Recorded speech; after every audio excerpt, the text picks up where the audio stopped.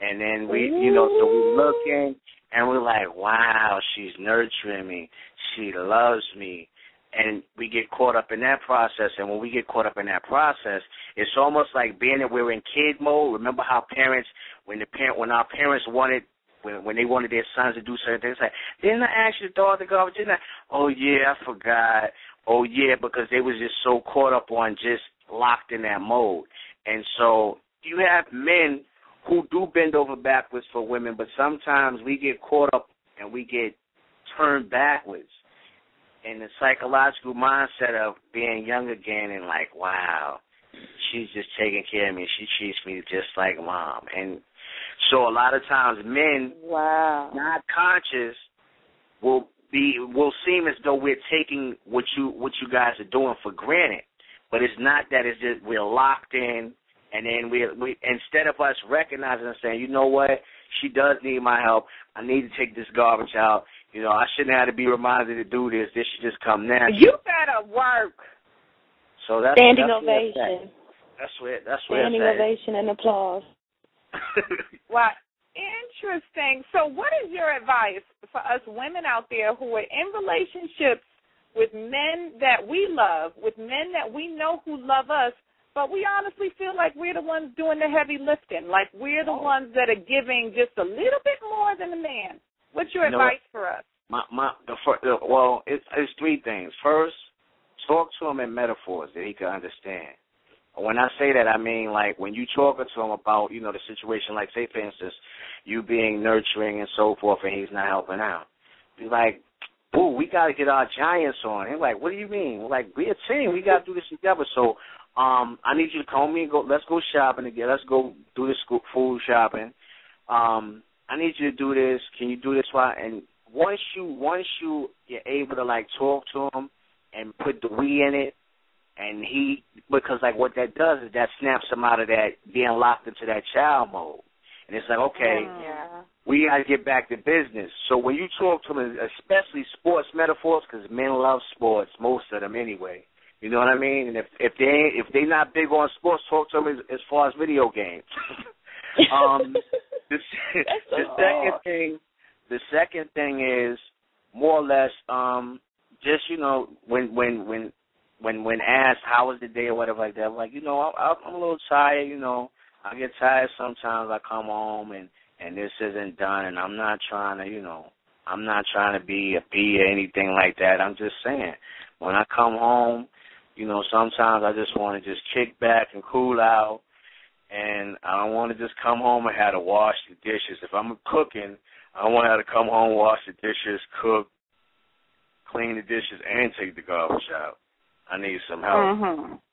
So, and I mean... You know, and this is what the average woman would say, is why do we have to tell you this? Is this not, you know, obvious? Are you just deliberately ignoring it? Because a lot of women, you know, and I know a lot of men complain and say women expect men to read their minds. But from the woman's point of view, you know, we're kind of thinking, look, you're grown. You know, are you just deliberately trying to get out of these responsibilities because you don't really want to be bothered? And then we kind of take it offensive. We take it personally, you know, that we actually have to tell you these things. I think more or less like something like you do have some guys that's like, you know, she take care of me. I ain't changing that. I ain't switching nothing up. I'm going to keep it flowing like that and so forth. But then you have gentlemen who honestly and sincerely just kind of blind to some of the things. And like I said, it's like more or less like shaking them out of going, you know, being reverted to a kid. Because like for women, it's easy for y'all to think on both sides of the brain. A lot of times for men, it's difficult.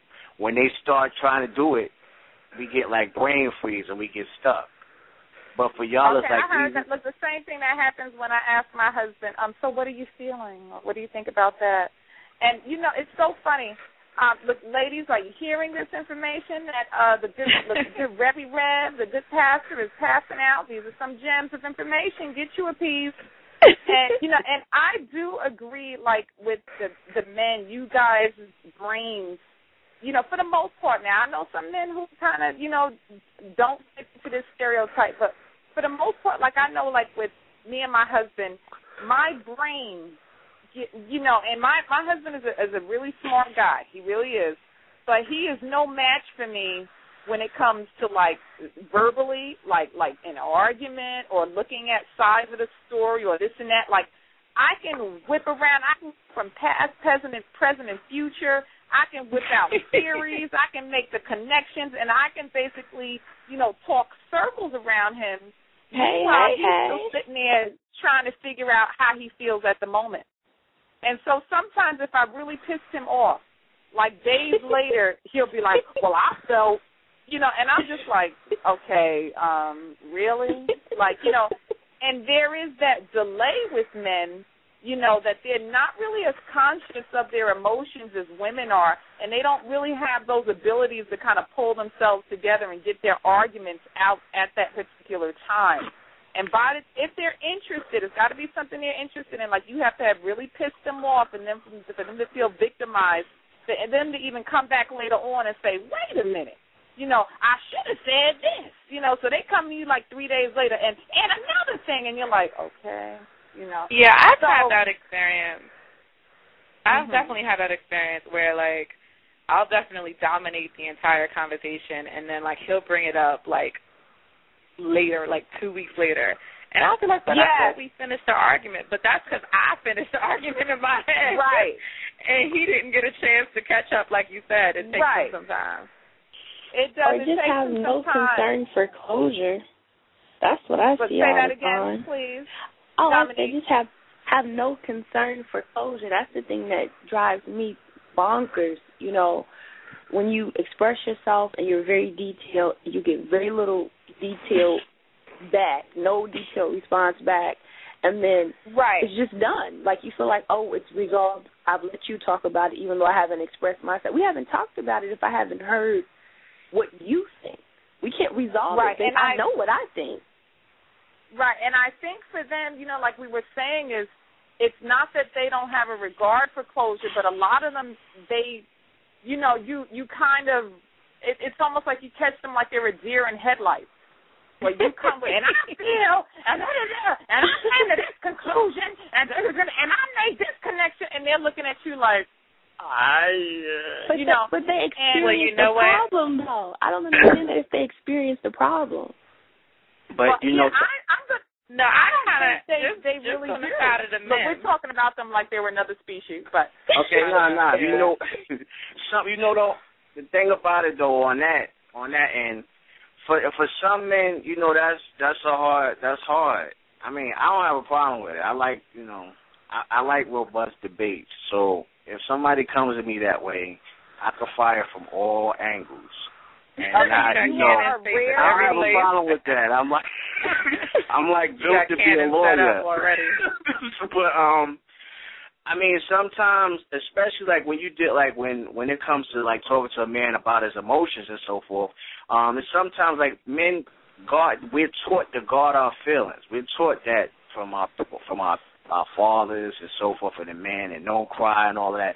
So a lot of times it's been guarded so long, and it's been locked away so long and locked up that, you know, when it gets open, you know, you hear little cricks and all that. You hear just little, and you're like, well, come on, you don't have nothing to say, like, because they've been taught to keep those things suppressed.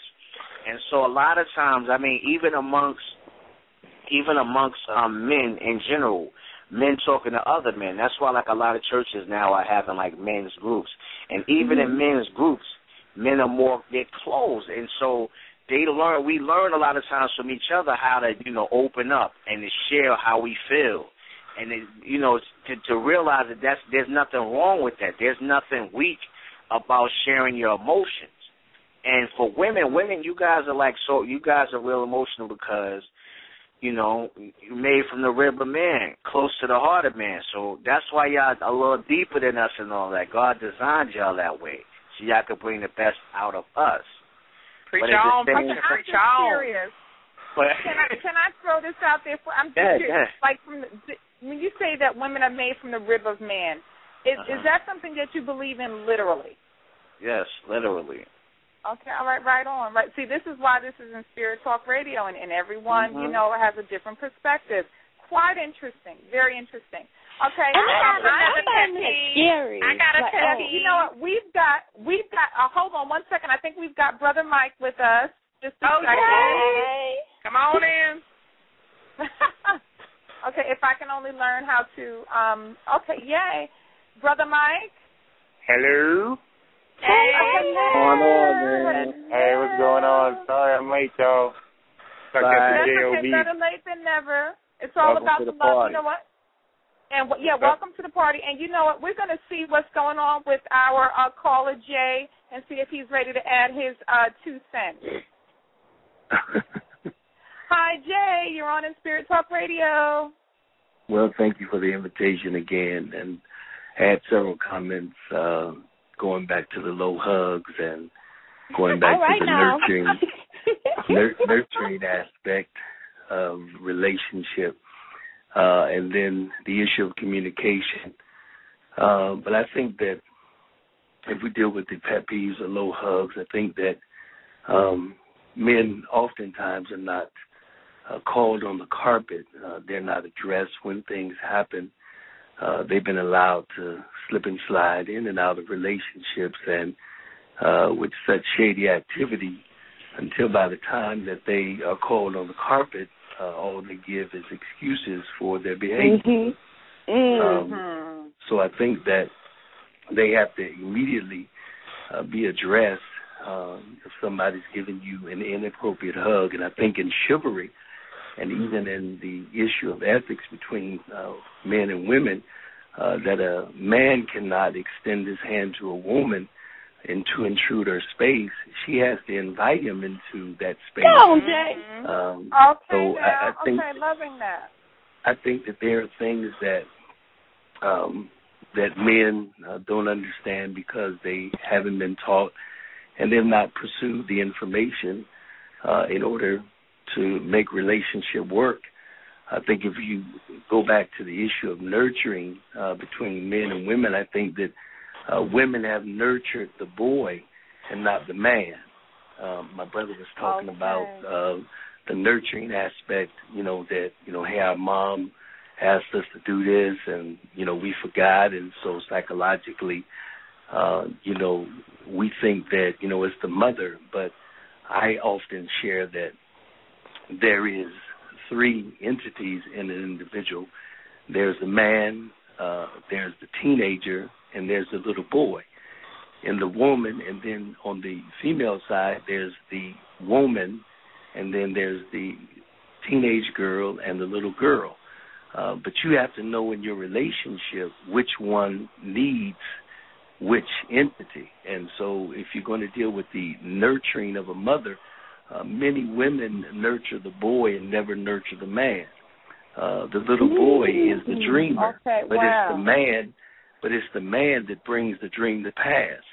I think that you can take that as a woman and nurture your little boy and let him dream. Let him ride in a neighborhood and talk about building a house. But then nurture the man that's got to go to work, that's got to get the money, that's got to put the plan together in order to build a house.